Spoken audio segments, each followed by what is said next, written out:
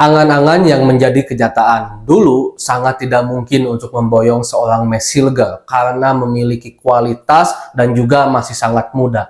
Tapi hari ini Pak Erick Thohir saya kasih aplaus. Mari kita bahas dari sudut pandang penikmat sepak bola, bukan pengamat sepak bola. Dari Sabang sampai Merauke, kita bersaudara.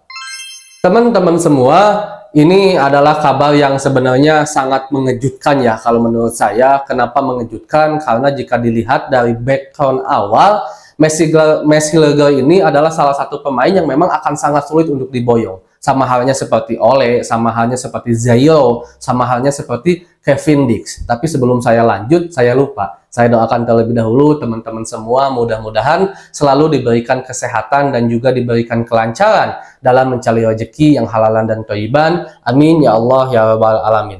Nah, kembali ke pembahasan. Sebenarnya dua nama Messi Legal ini dan Eliano ini nama yang memang udah sangat sering dibicarakan, terutama untuk Messi Legal ya. Saya masih ingat kalau saya nggak salah, Messi Legal ini namanya mencuat dari 2020. Sekarang udah 2024, berarti udah 4 tahun. Dan waktu itu memang PSSI sudah menyatakan secara terang-terangan dan juga Coach Sinteyong memang berminat kepada Messi Legal. Tapi kenapa alot sampai 4 tahun pun ya mungkin kelihatan kalau Messi Legal ini adalah pemain yang berkualitas. Dia pemain inti di FC20, sama halnya seperti Kelvin Verdong, Sandy Walsh, jadi Martin Fresh. Mereka adalah pemain-pemain yang memang reguler selalu bermain di klubnya. Berbeda dengan Tom Hay, memang Tom Hay pemain bagus, tapi akhir-akhir ini kan sering menjadi cadangan. Waktu itu Radna Uratmangun juga, Ivar sama Strike juga, Saint Patinama juga. Jadi Messi Legal ini benar-benar berkualitas. Dia memiliki postur yang sangat tinggi, bagus dan kokoh gitu kan. Posisinya sebagai center back, masih sangat muda, pemain inti. Itu sebabnya yang menjadikan seorang Messi Legal waktu itu sangat sulit untuk didekati. Bahkan PSSI juga udah bilang agak sulit. Sama halnya seperti kesulitan Kevin Dix, Zayo dan juga Ole Romeni. Karena kita harus akui pemain-pemain yang sekarang sudah membela timnas Indonesia kayak Ivar, Justin, Strike, Radna Uratmangun, Tom Hay, mereka adalah pemain-pemain yang bisa dibilang tidak terlalu inti gitu kan di klubnya, dan juga bisa dibilang ya pemain-pemain yang akan agak sulit untuk bersaing di timnas Belanda. Jadi otomatis mereka sudah harus memutuskan karir kedepannya, karir internasionalnya seperti apa dan memilih Indonesia. Sementara kayak Kevin, Ole dan juga Messi Legal ini bisa dibilang masih cerah. Mereka pastilah, kita harus akui, masih memiliki keinginan untuk bisa membela timnas Belanda. Apalagi memutuskan untuk mengambil kewarganegaraan, itu pasti pertimbangannya banyak. Pertimbangan keluarga, pertimbangan karir juga. Karena mau tidak mau, suka tidak suka, kita gak boleh anti.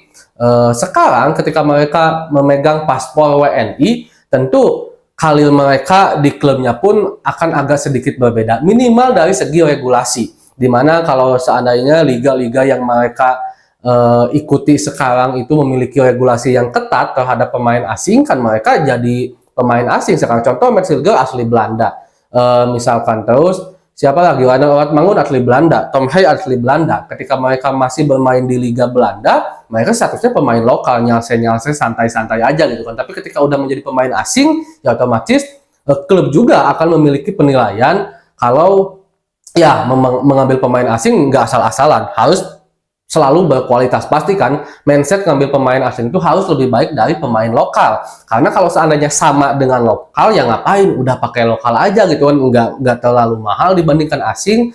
Terus juga nggak membuncitkan regulasi juga gitu kan. Tapi ketika mereka sekarang udah jadi pemain asing, mereka harus bersaing dengan pemain-pemain asing yang lain untuk masuk di dalam satu slot klub. Itu mungkin yang menjadi satu hal yang pasti jadi pertimbangan untuk para pemain-pemain yang akhirnya pindah kewarganegaraan menjadi Indonesia. Nah, Messi Legal ini memiliki nilai pasar yang sangat tinggi sekali ya teman-teman semua. Sekarang itu saya masih ingat 2022 kalau saya nggak salah, nilai pasarnya itu sekitar 87 miliar, dan Tom Hay waktu itu 73. Sekarang Messi Legal itu nilai pasarnya 121 miliar. Bahkan sekarang kalau seandainya, bukan seandainya lagi sih, udah pasti menjadi pemain timnas Indonesia akan menjadi pemain termahal di ASEAN gitu. Bahkan satu match legal saja bisa mengalahkan nilai pasar skuad Thailand, Malaysia, dan juga Vietnam. Itu belum nyampe tuh untuk bisa melampaui seorang match legal.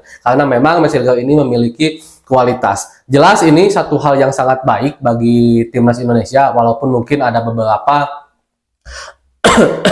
maaf ya teman-teman, ada beberapa yang mengatakan kalau ngapain sih nambah banyak terus center back katanya. Ya bagi saya sih ini satu hal yang bagus, karena yang pertama menjaga skuad kedalaman agar benar-benar kuat. Kelihatan ketika malam saat melawan Arab Saudi, bukan bermaksud merendahkan beberapa pemain, tapi ketika ada pergantian pemain itu begitu jomplang banget kualitasnya antara pemain inti dengan pemain cadangan. Dengan adanya match legal ini tentu akan menambah skuad kedalaman timnas Indonesia yang semakin tebal. Itu yang pertama. Yang kedua, match legal ini masih sangat muda, dan pastinya ini adalah tahapan yang dilakukan oleh PSSI dan Coach Sinteyong agar berpikir visioner ke depan. Jadi kedepannya kita nggak harus nyari lagi atau membentuk lagi pemain. Contoh sekarang Jordi Amat udah sangat tua gitu kan, yang otomatis mungkin beberapa tahun lagi akan pensiun dari timnas Indonesia dan harus ada pengganti. Makanya Matt Silga umur 23 tahun, Jai Ijaz masih sangat muda juga,